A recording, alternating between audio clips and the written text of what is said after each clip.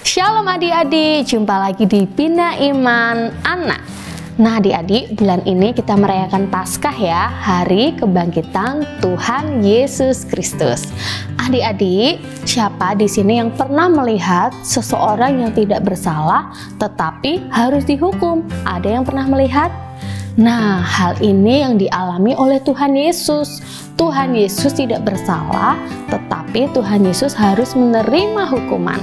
Hari ini kita akan belajar firman Tuhan tentang Tuhan Yesus disalibkan yang diambil dari Injil Matius 27 ayat 32 sampai 44. Nanti adik-adik bisa baca ayatnya di rumah ya. Judul perikop di dalam Matius 27 ayat 32 sampai 44 adalah Yesus disalibkan. Kita akan menyaksikan ketika Tuhan Yesus disalibkan, bagaimana penderitaan yang dialami Tuhan Yesus sungguh sangat luar biasa. Nah adik-adik, coba lihat gambar berikut ini. Sesudah Tuhan Yesus ditangkap dan diadili, Tuhan Yesus juga dipaksa untuk berjalan menuju sebuah bukit yang dinamakan Bukit Golgota. Kalau minggu lalu kita belajar firman Tuhan tentang Tuhan Yesus ditangkap, diadili, lalu Tuhan Yesus juga dikhianati oleh salah satu muridnya ya, yaitu Yudas Iskariot. Selain itu, Tuhan Yesus pun masih menerima olok-olokan, masih menerima ejekan, hinaan dari semua orang yang menyaksikan Tuhan Yesus saat Tuhan Yesus ditangkap dan diadili. Nah, gambar ini adalah kita lihat Tuhan Yesus tubuhnya dengan penuh luka, dengan penuh darah, harus memikul kayu salib yang sangat berat.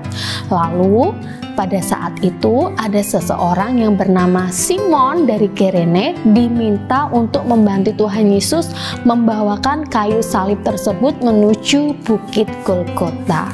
Wah adik-adik, sungguh luar biasa ya pengorbanan Tuhan Yesus. Sudah disiksa, dipukul, tubuhnya penuh dengan luka, penuh dengan darah. Tuhan Yesus pun harus memikul kayu salibnya untuk menuju Bukit Golgota. Sesudah sampai di Bukit Golgota, Tuhan Yesus tangan dan kakinya dipaku lalu disalibkan.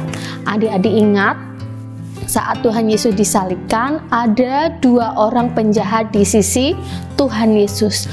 Bahkan mereka pun juga turut mengolok-olok Tuhan Yesus. Mereka turut menghina Tuhan Yesus. Tetapi Tuhan Yesus tetap diam saja dan mengasihi semua orang yang sudah memperlakukan Tuhan Yesus seperti itu. Wah adik-adik, sungguh hebat ya Tuhan Yesus kita.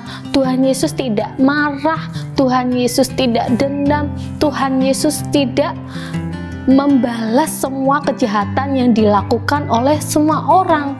Nah, kenapa sih Tuhan Yesus rela mati di kayu salib adik-adik?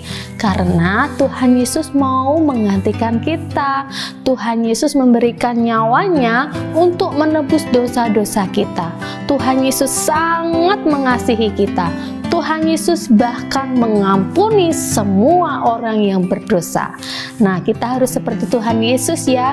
Kita harus belajar mengasihi dan mengampuni orang-orang yang bersalah kepada kita. Jangan mengingat terus kesalahan orang lain. Kita harus mau mengampuni orang-orang yang pernah bersalah kepada kita.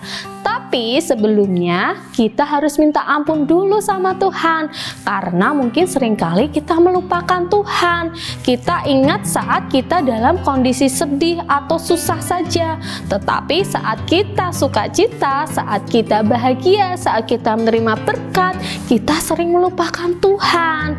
Nah, yuk minta ampun sama Tuhan. Dan mulai sekarang adik-adik harus lebih sungguh-sungguh mengasihi Tuhan Yesus, karena Tuhan Yesus sudah berkorban dan Tuhan Yesus sudah menderita bagi kita semua.